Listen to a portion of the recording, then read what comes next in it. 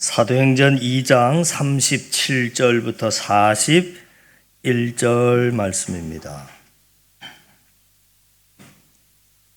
그들이 이 말을 듣고 마음에 찔려 베드로와 다른 사도들에게 물어 이르되 형제들아 우리가 어찌할꼬 하거늘 베드로가 이르되 너희가 회개하여 각각 예수 그리스도의 이름으로 세례를 받고 죄 사함을 받으라. 그리하면 성령의 선물을 받으리니 이 약속은 너희와 너희 자녀와 모든 먼데 사람 곧 주의 하나님이 얼마든지 부르시는 자들에게 하신 것이라 하고 또 여러 말로 확증하며 권하여 이르되 너희가 이 패역한 세대에서 구원을 받으라 하니 그 말을 받은 사람들은 세례를 받음에 그날의 신도의 수가 3,000이나 더하더라. 아멘. 우리 앞뒤 옆 사람 살피시면서 인사 나누시는데 요 며칠 사이에 그래도 무더위가 좀 지나가는 것 같고 잘 잤어요, 그죠? 무더위 잘 이기시기 바랍니다 하고 인사 좀 나누십니다. 맞습니다. 예수님이 부활하시고 승천하신 후에 120여 명의 제자들은 마가 다락방에 모여 기도하면서 예수님이 약속하신 성령의 약속을 기다렸는데요. 그 10여일쯤 지났을 때 오순절 성령 강림 사건이 일어났습니다. 강력한 성령의 능력이 제자들 위에 임하자 모여있던 제자들은 방언으로 하나님의 큰 일을 말했다. 성경은 말합니다. 여기서 말하는 하나님의 큰 일이라고 하는 것은 예수 그리스도의 십자가 복음을 선포했다 하는 그런 말입니다. 그러자 그 모습을 지켜보던 유대인 중 일부는 그들이 술에 취했다 하고 오해하기도 했지만 베드로는 그때 시간이 오전 9시다 라고 하는 것을 말하면서 그건 절대 술 취함의 증상이 아니라 하나님의 예언의 성취라고 하는 것을 구약성경 요엘서를 인용을 해서 설명을 합니다. 그러면서 본격적인 베드로의 설교가 시작이 되는데 베드로의 설교와 그 열매들을 통해서 진정한 성령의 역사가 어떤 것인지 오늘 함께 살펴보려고 합니다. 사도행전 2장은 베드로의 설교가 14절부터 41절까지 아주 굉장히 길게 나오는데 그 설교의 내용을 좀 분석해 보면 다음과 같습니다. 설교의 서두에서는 요엘서를 인용해서 오순절 성령 강림 사건이 하나님 예언의 성취라고 하는 것을 먼저 밝히고 그 다음부터 내용은 전부 예수 그리스도에 관한 내용입니다. 예수님의 삶, 죽음, 그리고 부활에 관한 내용이 설교의 전부입니다. 자, 이러한 예수님의 삶과 죽음과 부활에 관한 내용을 좀 순차적으로 살펴보자면 22절에 보시면 이렇게 나왔습니다. 이스라엘 시작. 이스라엘 사람들아 이 말을 들으라. 너희도 아는 바와 같이 하나님께서 나사렛 예수로 큰 권능과 기사와 표적을 너희 가운데서 베푸사 너희 앞에서 그를 증언하셨느니라. 예수님을 소개하면서 그의 삶을 소개했습니다. 그 다음에 23절 같이 읽습니다. 그가 하나님께서 정하신 뜻과 미리 아신 대로 내준 바 되었거늘 너희가 법 없는 자들의 손을 빌려 못 박아 죽였으나 23절에서는 예수님의 죽음을 말하고요. 그 다음에 24절입니다. 같이 읽습니다. 하나님께서 그를 사망의 고통에서 풀어 살리셨으니 이는 그가 사망에 매어 있을 수 없었음이니라. 이게 마지막은 예수님의 부활을 외치고 있는 것을 보게 됩니다. 그러니까 무슨 말이냐면 베드로가 성령 강림 사건을 통해서 하나님의 영에 사로잡히자 철저하게 예수님만을 증거하며 예수님만을 높이더라 하는 내용입니다. 자, 이렇게 진정한 성령의 역사는 예수님을 증거하고 예수님만을 높이게 만든다 하는 것인데 요한복음 15장 26절 말씀에 보니까 예수님 말씀하시기를 내가 아버지께로부터 너희에게 보낼 보혜사 곧 아버지께로부터 나오시는 진리의 성령이 오실 때 그가 나를 증거하실 것이다. 이렇게 말씀하고 있지 않습니까? 성령님이 오시면 그 성령님이 예수님을 믿게 해주고 예수님을 생각나게 해주고 예수님을 증거한다 하는 것입니다. 그렇기 때문에 우리는 오늘 본문에 나타난 성령의 역사를 보면서 성령의 역사는 반드시 예수님을 증거하고 예수님만을 높이는 열매를 동반한다 하는 것을 깨달을 수 있습니다. 그렇다면 가짜 성령의 역사는 뭐겠습니까? 그 말은 성령의 역사를 가장한 마귀의 역사를 말하는데 마귀의 역사는 늘 자신을 높이고 사람을 증거합니다. 예수님을 높이는 것이 아니라 예수님을 빙자해서 결국 들어오면 자기를 높이는 거죠. 그러면 저 사람이 성령에 붙들린 진짜 믿음의 사람인지 아니면 가짜 믿음의 사람인지를 분별할 수 있는 중요한 기준은 열매를 보면 압니다. 예언이든 병고침이든 설교든 찬양이든 결국 그 일을 통해서 궁극적으로 누구를 높이고 누구를 증거하는지를 보면 알 수 있는 거죠. 성령에 붙들린 진짜 믿음의 사람은 베드로처럼 예수님을 증거하며 예수님만을 높입니다. 그리고 예수님을 따르게 만들고 예수님의 제자가 되게 합니다. 그런데 가짜 믿음의 사람은 다양한 사역을 통해서 예수님을 말하는 것 같은데 가만히 들어보면 결국 자기를 자랑합니다. 이 미묘한 차이를 구분할 줄 알아야 합니다. 성경을 말하는 것 같은데 결국 예수님을 높이고 예수님을 증거하는 것이 아니라 자기를 자랑하고 자기를 높인다면 이것이 바로 가짜들의 대표적인 특징이죠. 여러분 기억하십시오. 진정한 성령의 역사는 예수님을 증거하며 오직 예수님만 높이는 역사입니다.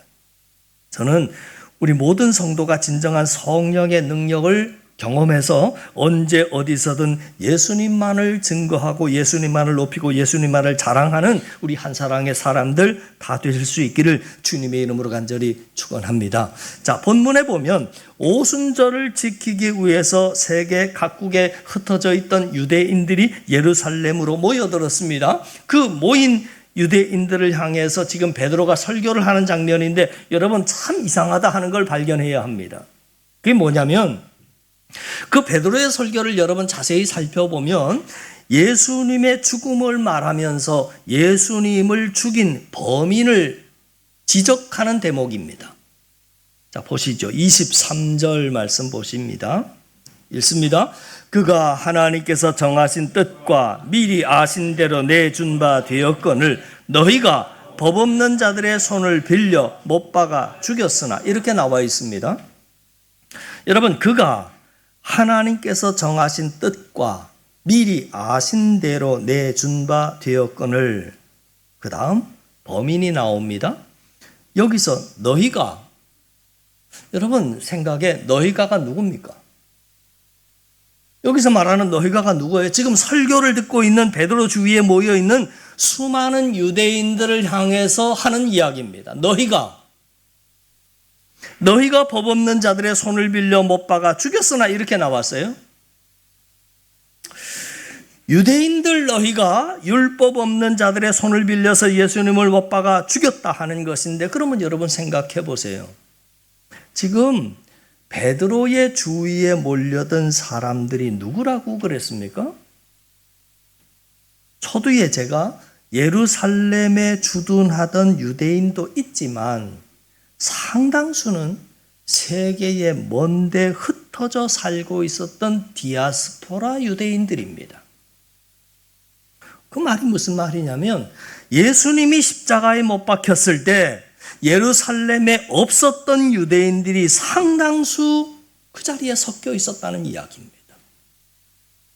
예수님의 죽음과 별 상관이 없어 보이는 예루살렘에 있지 않았던 그 유대인 디아스포라들이었는데 베드로는 그들에게 말하기를 빌라도와 로마 군병이 예수님을 죽인 것이 아니라 너희가 예수님을 십자가에 못 박아 죽였다.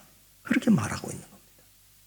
또 36절에도 보시면 똑같은 말을 합니다. 반복해서 말합니다. 36절에 그런즉 이스라엘 온 집은 확실히 알지니 너희가 십자가에 못 박은 이 예수를, 이렇게 말합니다. 예수님을 소개하면서 너희가 십자가에 못 박은 이 예수를, 예수님을 직접적으로 십자가에 못 박은 사람들은 사실 로마 군병들인데 지금 베드로는 유대인들 너희가 못 박아 죽였다, 그 말을 하고 있는 겁니다. 그러면 디아스포라 유대인의 입장에서 이 설교를 들으면 베드로가 너무 함부로 자기네들을 싸잡아서 말하는 것처럼 들릴 수 있지 않겠습니까? 근데 성령님이 강력하게 역사하니까 그 예수님의 십자가 사건이 전부 각자 자기에게 구체적으로 적용이 되었다 하는 내용입니다. 남의 이야기처럼 들린 것이 아니라 내가 저지른 사건, 내가 범인이 맞구나 깨달아지게 되더라 하는 이야기입니다. 그러자 이러한 베드로의 설교를 듣던 디아스포라 유대인들이 최종적으로 반응합니다. 어떻게 반응하는가? 37절 말씀해 보시면 같이 읽습니다. 그들이 이 말을 듣고 마음에 찔려 베드로와 다른 사도들에게 물어 이르되 형제들아 우리가 어찌할꼬 하거늘. 여기 보니까 베드로의 설교를 듣고 있던 디아스포라 유대인들이 반응했어요.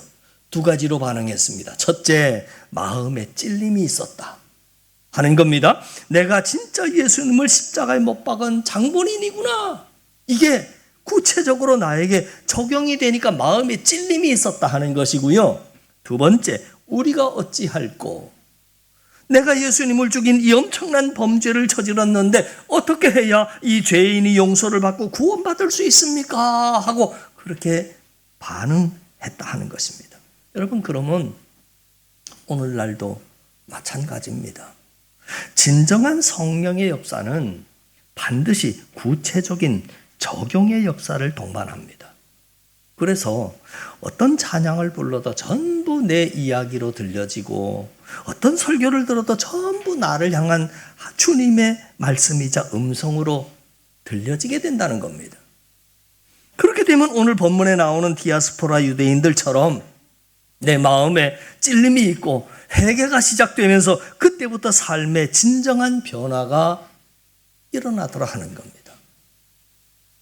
그러나 성령의 역사와 거리가 멀어지면 멀어질수록 찬양도 말씀도 큐티도 설교도 전부 내 이야기로 들리지 않습니다. 나에게는 전혀 적용이 되지 않는 겁니다. 그렇기 때문에 설교를 들으면 전부 다른 사람 이야기, 다른 나라 이야기, 그리고 이 시대를 향한 말씀이 아니라 저 옛날의 다른 시대의 이야기로 들려지게 되는 겁니다. 신앙생활을 하면서 종종 이런 경험을 할 때가 있습니다. 성령 충만 가운데 영적인 컨디션이 아주 좋을 때는 설교를 들어도 찬양을 하고 큐티를 해도 전부 나를 향한, 나를 위한 주님의 음성으로 들려집니다. 성도들만 그런 게 아니라 설교자인 저도 마찬가지입니다. 제가 영적으로 컨디션이 아주 좋을 때는 준비하는 모든 설교들이 성도들을 향한 하나님의 말씀이 아니라 전부 나에게 하시는 하나님의 말씀으로 들려집니다.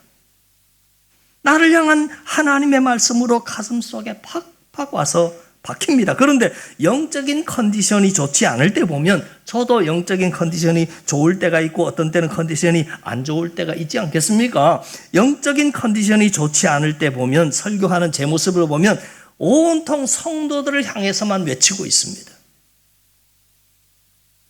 내가 살짝 빠져 있는 거죠.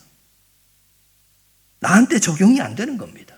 그러나 영적인 컨디션이 좋을 때는 찬양과 설교뿐만이 아니라 삶 속에서 일어나는 아주 작은 일들도, 모든 크고 작은 사건들 속에서도 주님의 음성이 들린다 하는 겁니다. 그러면 요즘 여러분이 예배를 드리고 말씀을 들으실 때 들려온 그 말씀이 나에게 적용이 되는 게 아니라 자꾸 다른 사람이 생각이 난다면 이건 심각한 겁니다. 이 설교를 들으면서 이 사람 생각나고 저 설교 들으면 저 집사가 생각이 나고 이건 성령의 역사에서 굉장히 멀어지고 있구나 하는 증상인 거지요. 그러면 우리는 기도해야 합니다. 하나님, 제가 성령의 능력에 온전히 사로잡혀서 선포되는 하나님의 말씀과 귀에 들리는 모든 찬양과 그리고 내 주변에서 일어나는 모든 사건, 사고가 전부 내 삶에 구체적으로 적용될 수 있도록 나에게 영적인 민감함을 주십시오. 우리가 그렇게 기도해야 할 줄 믿습니다. 이 기도에 대한 응답이 오늘 이 예배의 자리에 있는 여러분들에게 충만히 임할 수 있게 되기를 주님의 이름으로 간절히 축원합니다. 자, 이 성령의 구체적인 적용의 역사가 나에게 임하면 간절함이라고 하는 것이 생길 수밖에 없습니다. 예를 들어서 저는 매주 목요일이 되면 새벽 기도회 하잖아요. 새벽 기도회가 끝나자마자 7시 30분부터 줌으로 하말목, 그렇게 준말인데 하나님의 말씀을 연구하는 목회자 모임이 이제 정식 이름인데, 대한기독교서에서 출판한 예배와 강단의 순서대로 15개 교회 목사님들과 함께 말씀을 공부하고 또 설교를 같이 준비하는 시간인데, 순번을 정해서 그날 정해진 본문으로 담당자가 질문지를 만들고 또 설교문을 작성을 합니다. 그러면 나머지 회원들은 질문지에 각자가 생각하는 답을 달고 기다렸다가 각자 작성한 답을 내놓고 서로 토론함으로 집단 지성을 그렇게 이루어 갑니다. 그 준비가 사실 참 만만치 않습니다. 많은 시간과 에너지가 필요한 작업인데, 무엇보다도 오늘은 본문의 말씀이 나에게 또 무슨 말씀을 하실까 하는 것에 대해서 궁금증과 말씀이 구체적으로 나에게 적용이 되지 않으면 말씀을 나누기는 하지만 마음의 설렘 자체가 없어집니다. 간절함이 없어지죠. 간절함이 없어지면 그 준비를, 숙제를 하고 있는 마음 자체가 그냥 오늘은 그냥 땜빵 해야 되겠다. 오늘 말씀은 나에게 와닿는 게 없네. 별 은혜 받는 것도 없네. 감동도 없네. 그냥 오늘도 말씀과 교제를 나누고 성경 공부 열심히 했구나 하고 쓱 지나가 버리고 맙니다. 그런데 그 말씀이 구체적으로 나에게 궁금증이 생겨나고 나한테 적용이 되면 그 숙제를 해치우기 위해서 하는 것이 아니라 정말 궁금한 거죠. 그래서 그 모임에 빠질 수가 없는 겁니다. 여러분 생각해 보세요. 오늘 찬양 가사가 혹은 오늘 설교 말씀이 완전 나를 향한 말씀이라고 하는 것이 가슴 깊이 느껴졌다면 다음 주일 예배 때도 쉽게 빠질 수가 없지 않겠습니까? 왜냐하면 다음 주일에도 또 하나님이 나한테 뭔가를 말씀하실 텐데 그것이 궁금해서 빠지는 것 자체가 오히려 더 힘든 겁니다. 자, 여러분 잊지 마십시오. 진정한 성령의 역사는 구체적인 적용의 역사를 반드시 동반한다.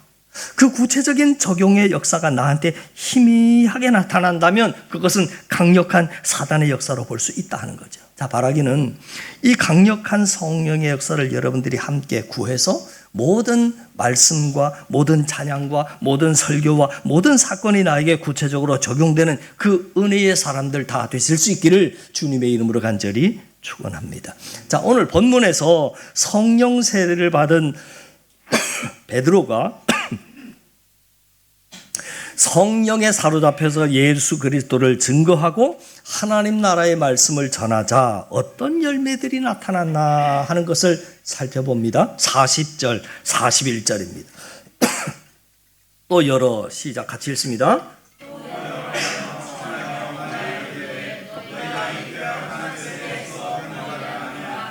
그 말을 받은 사람들은 세례를 받음에 이날에 신도의 수가 3,000이나 더하더라. 베드로가 많은 군중을 향해서 말씀을 전했더니 그 말씀 한 번에 3,000명이 회개했고 예수님을 믿었다.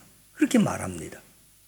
우리 생각에 불신자 3,000명을 예수님 믿게 만들려면 엄청난 힘과 수십 년이 걸릴 것 같은데 성령의 능력이 임하니까 말씀을 한번 전하는 것만으로도 한순간에 3,000명이 회개하고 돌아오는 그런 놀라운 역사가 일어나더라 하는 겁니다. 이처럼 성령의 능력이 임하면 증폭의 역사가 일어나므로 큰 일을 참 쉽게 해결할 수 있는 것을 보게 됩니다. 여기서 쉽다라고 하는 말은 대충 한다는 말이 아닙니다. 내가 쏟아부은 힘에 비해서 비교할 수 없을 만큼 풍성한 열매를 거둔다 하는 말입니다. 성령의 능력이 임하면 다윗처럼 작은 물맷돌만 가지고도 골리앗을 넘어뜨릴 수 있고, 성령의 능력이 임하면 삼손처럼 나귀 턱뼈 하나 가지고 1000명을 죽일 수 있습니다. 작은 힘을 가지고도 큰 일을 이룰 수 있다 하는 것을 오늘 성경은 우리에게 말해주는 겁니다.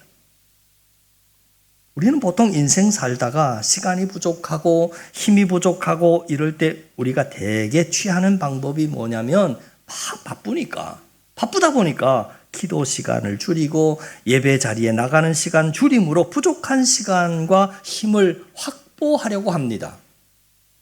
그러나 그건 정말 어리석은 겁니다. 왜냐하면 부족할수록 성령의 역사를 통한 은혜가 우리에게 필요하기 때문입니다. 우리는 세상 힘으로 살아가는 자들이 아니라 하나님이 주시는 능력과 말씀과 진리를 쫓아가는 사람들 아니겠습니까? 성령의 능력이 사로잡히면 남들과 똑같은 시간을 투자해도 훨씬 더 많은 열매를 거둘 수 있음을 성경은 말하고 있는 겁니다. 성령의 역사함 가운데 하나님이 지혜를 주시고, 하나님이 아이디어도 주시고, 기억력도 주시고, 집중력도 주시고, 성령님이 돕기 시작하면 내 힘으로 일주일 걸릴 것을 하루 만에 끝낼 수 있음을 성경은 말하고 있는 겁니다. 그러므로 우리는 시간과 힘이 부족할수록 은혜의 자리에 나와서 성령의 능력을 구해야 할 줄을 믿습니다. 자신의 힘이 아니라 성령의 능력을 힘입어서 성령의 능력으로 뛰는 사람은 쉽게 지치거나 탈진하지 않습니다. 요즘 참 날씨가 많이 무더운데 모세가 호렙산에서 본 불이 붙었는데 나무는 타지 않았던 떨기나무처럼 성령님과 함께 동행하고 성령의 능력으로 일하는 사람은 꼭 그렇게 불은 붙었는데 나는 타들어가지 않는 겁니다. 성령님께서 공급해 주시는 그 지혜와 능력으로 뛰면 내가 타들어가지 않습니다.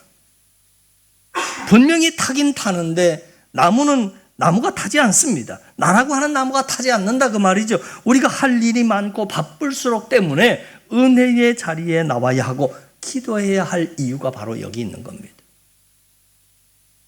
진정한 성령의 역사는 예수님을 증거하고 예수님만을 높이게 만듭니다. 또 진정한 성령의 역사는 반드시 구체적인 적용의 역사가 동반된다 하는 말씀도 드렸습니다. 찬양을 해도 큐티를 해도 설교 말씀을 들어도 전부 나를 향한 주님의 음성으로 들리게 된다. 그러면서 적용이 되면서 그때 비로소 회개가 터지고 변화의 역사가 일어난다. 그러나 이 적용이 되지 않으면 아무리 설교를 많이 들어도 변하지 않습니다. 예배 자리에 아무리 많이 참석을 해도 그 예배가 그냥 헛예배가 되고 마는 겁니다.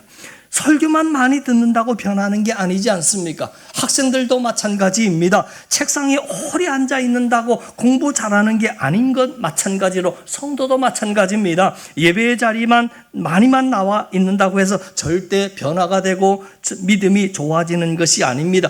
적용이 돼야 합니다. 그게 성령의 역사가 아니고서는 절대 적용이 될 수가 없다 하는 말씀을 드립니다. 진정한 성령의 역사는 작은 힘을 가지고도 큰 일을 이루게 합니다. 여러분, 힘이 부족합니까? 지혜가 부족합니까? 시간이 부족합니까? 그럴수록 성령의 능력을 구하셔야 합니다. 왜냐? 성령님께서 역사하시면 오병이어의 기적이 일어나기 때문에 그렇습니다. 저와 여러분이 그 사실을 믿으시고 오늘도 저와 여러분들이 뜨겁게 성령의 역사를 구했으면 좋겠습니다. 그리고 그 성령의 능력을 힘입어서 이번 한 주간 동안도 정말 힘차게 뛰어가는 저와 여러분 우리 모두가 다 되실 수 있기를 주님의 이름으로 간절히 축원합니다. 기도드립니다.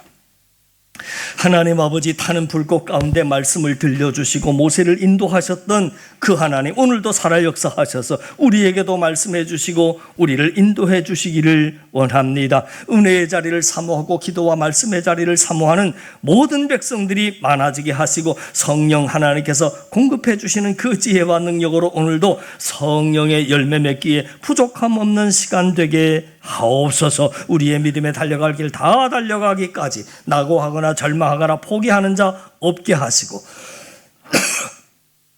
오직 그리스도의 보혈로 날마다 부흥하며 성장 성숙하는 우리 한 사랑이 되게 하여 주시옵소서. 무더위 속에서도 잘 이기며 버틸 수 있는 우리 성도들 되게 하실 줄을 믿사옵고 예수님 이름으로 기도하옵나이다. 아멘.